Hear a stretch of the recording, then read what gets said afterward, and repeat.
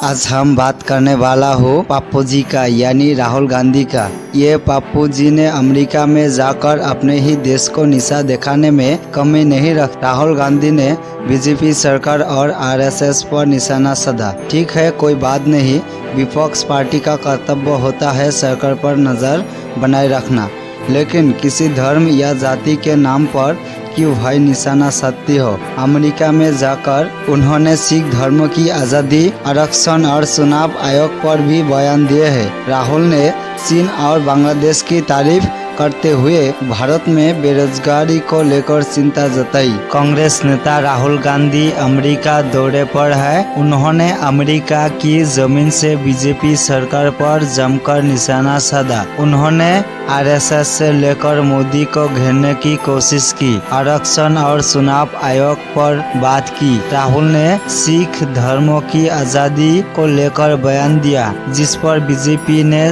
तीखी प्रतिक्रिया जताई है। बीजेपी ने इस राहुल गांधी द्वारा विदेश में भारत की छवि बदनाम करने की कोशिश बताया। इसके अलावा राहुल ने भारत को कमतर रखने चीन की तारीफ कर दी। इन सब बयानों को लेकर बीजेपी ने राहुल गांधी समेत पूरी कांग्रेस को आड़े हाथ लिया है। बीजेपी के साथ साथ बसपा प्रमुख मायावती ने भी राहुल गांधी पर निशाना साधा। राहुल गांधी ने अमेरिका में जिस एजेंडा को सेट करने की कोशिश की, लेकिन क्या वो खुद अब उसमें गिर चुके हैं। ये हमारा जो पप्पू जी है ना, ये बिल्कुल बेवकूफ जैसा है, क्योंकि जो व्यक्ति अपने ही घर का बदनाम दूसरे और कोई पराया घर में जाकर करता है, मुझे लगता है कि ऐसे व्यक्ति सिर्फ बेवकूफ ही नहीं बल्कि बेवकूफ का ठेकेदार भी है। राहुल गांधी जी जिस बयान पर सबसे ज्यादा बवाल मचा हुआ है वो सिख धर्म से संबंधित है। दरअसल नेता विपक्ष ने अमेरिका में एक सिख व्यक्ति से पूछा, मेरे पगड़ीधारी भाई आपका क्या नाम है। कांग्रेस नेता ने कहा, लड़ाई इस बात की है कि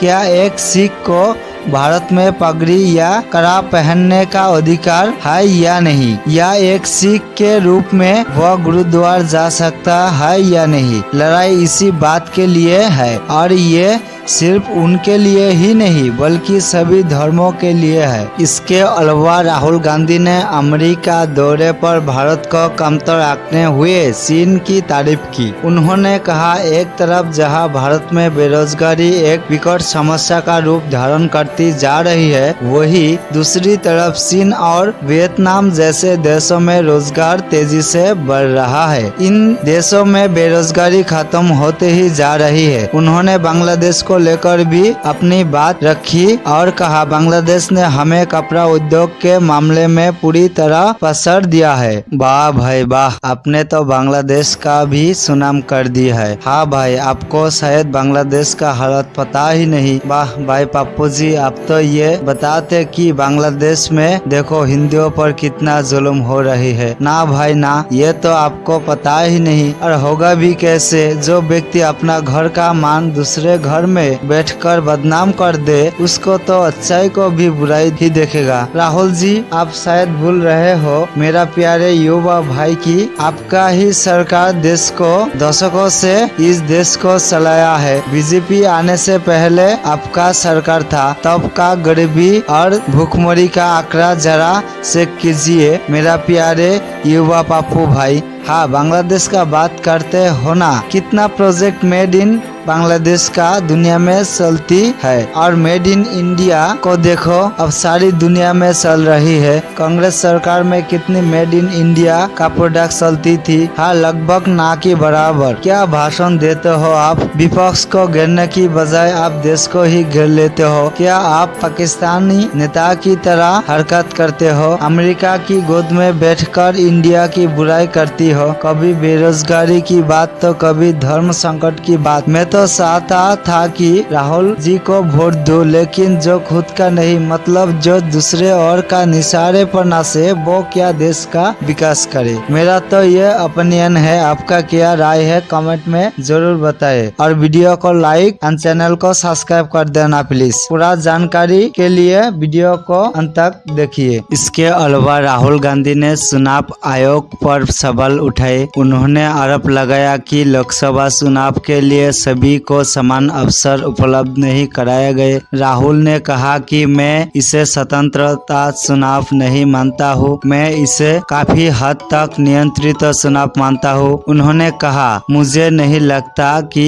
अगर निष्पक्ष चुनाव होता तो बसपा 240 सीटों के आसपास भी कहीं आती। बीजेपी के पास मजबूत आर्थिक ताकत थी। कांग्रेस नेता ने दावा किया कि चुनाव आयोग वही कर रहा था जो वे चाहते थे। पूरा प्रसार अभियान ऐसे बताया गया कि मोदी देश भर में अपना एजेंडा चला सके। वाह भाई वाह, राहुल जी आपने तो चुनाव आयोग को भी नहीं छोड़ा। कांग्रेस नेता राहुल गांधी ने वाशिंगटन डीसी के वर्जीनिया में आरोप लगाया है कि आरएसएस के कुछ धर्मी भाषाओं और समुदायों के अन्यों की तुलना में कमतर मानता है। उन्होंने कहा, आरएसएस यही कहता है कि कुछ राज्य दूसरे राज्यों से कमतर है, कुछ भाषाएं दूसरी भाषाओं से तुच्छ है, कुछ धर्म दूसरे धर्मों से कमतर है, कुछ समुदाय दूसरे समुदाय से हीन है। इसी बात की लड़ाई है। उन्होंने कहा कि ये मुद्दे लोकसभा और विधानसभा चुनाव में मतदान केंद्रों तक पहुंच जाते हैं। उन्होंने कहा कि आरएसएस की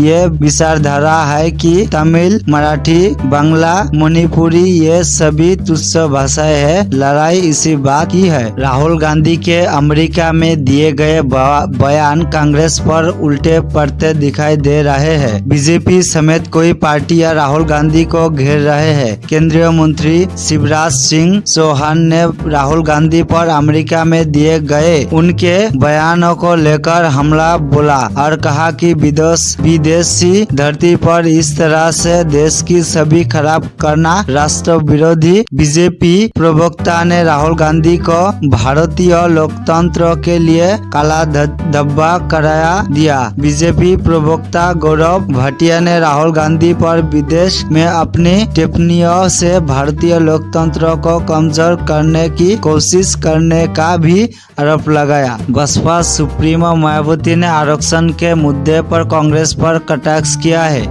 मायावती ने मंगलवार को सोशल मीडिया प्लेटफॉर्म एक्स पर कई पोस्ट किए। पूर्व सीएम मायावती ने कहा, केंद्र में काफी लंबे समय तक सत्ता में रहते हुए कांग्रेस पार्टी की सरकार ने ओबीसी आरक्षण को लागू नहीं किया और न ही देश में जातीय जनगणना कराने वाली ये पार्टी अब इसकी आड़ में सत्ता में आने के समय सपने देख रही है। इनके इस नाटक से सचेत रहे, जो आगे कभी भी जातीय जनगणना नहीं करा पाएगी। उन्होंने कहा, लोग कांग्रेस नेता राहुल गांधी के दिए गए इस घातक बयान से सावधान रहे